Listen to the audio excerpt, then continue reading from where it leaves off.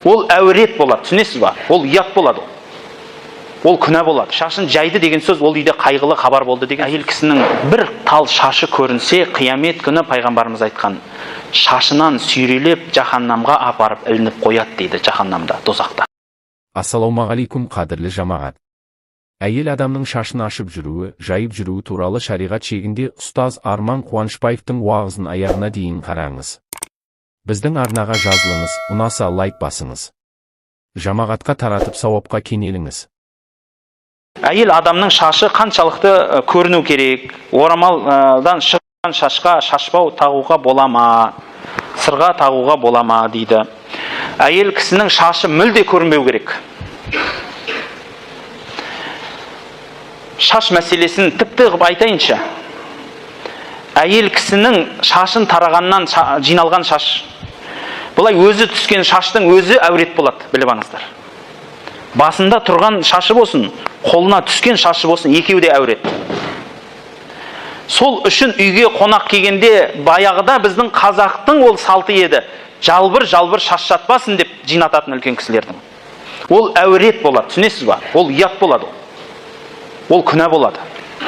Әйел кісі сол үшін шашын тараса, арнайы орамал жайып тарайтыны баяғы әжелеріміздің сондай. Қазір ғой келіндеріміз оны түсінбейді. Айнаны қойып алып, алдында тұрып алып, қалай болса солай таранады. Баяғыда әжелеріміз алдына орамал жаятын. Сөйтіп шашының бәрін соған түсіріп, сол жерге тарайтын. Соны жинап алып тағы өзі немесе немерелерін жүгіртетін, бар көміп кел дейтін. Осындай еді біздің дәстүріміз. Біздің шариғатымызда осы. Әйел кісінің өйтіп шашылып жатқан шашы болмайды. Тек қана қаперсіз, әдейі емес, бірең сараң шаштар Алла тағала өзі кешеді. Болады ғой, әйел кісі болғасын, үйде еркін жүргісі келеді. Қыз балаларымыз бар, еркін жүргісі келеді. Сол жерлерде бір тал, екі тал шаш түсіп қалған болса, қонақтың алдында ол енді еш нәрсе қылмайды. Бірақ әдейі домалақ жұмыр шаштардың жатуы біріншіден көзге жаман, екіншіден ол харам болады. Ал енді әйел кісінің өзінің шашына келсек, бұл бауырлар сұлулық болады шаш деген. Шаш деген сұлулық болғаннан кейін, ол сұлулықты жасыру ер азаматтың міндеті, ол шашын қызғану ер азаматтың міндеті. Үйіңізде әйел кісі шашбау тағып өз еркімен жүруіне болады. Үйдің ішінде. Өз еркіменен қалай жүрсе де өз еркімен. Шашбау тағама, шашын өре ма, шашын басқа қыла ма, әйтеуір. Енді шаш жаю деген қазір шықты бауырлар. Бізде қазақта баяғыда әйел кісі шашын жаймайтын. Шашын жайды деген сөз ол үйде қайғылы хабар болды деген сөз. Әйел кісі шашын жайды деген сөз ол біреу ең жақыны, әйелдің әкесі өлді, сол үйдің үлкен атасы өлді, өзінің күйеуі өлді, жан баласы өлді, әйтеуір бір үлкен қайғы шықты деген сөз болатын. Біздің қазақтың салты сол еді. Әйел кісі шашын бұлай жайып алып отырмайтын, өретін,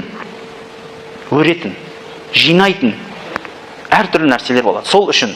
Ал енді шашқа неге шашбау тағады білесіз ба? Анау шаш жалбырамас үшін. Шашбау деген ауыр салмақ қой ол. Шашты ұстап тұрады, біркелкі қылып, жинап тұрады.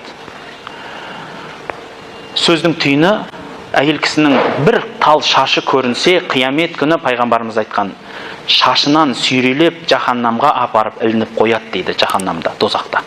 Ол үлкен нәрсе. Оған күйеуі риза болса, күйеуі де бірге кетеді. Одан сақ болғаныңыз жақсы болады.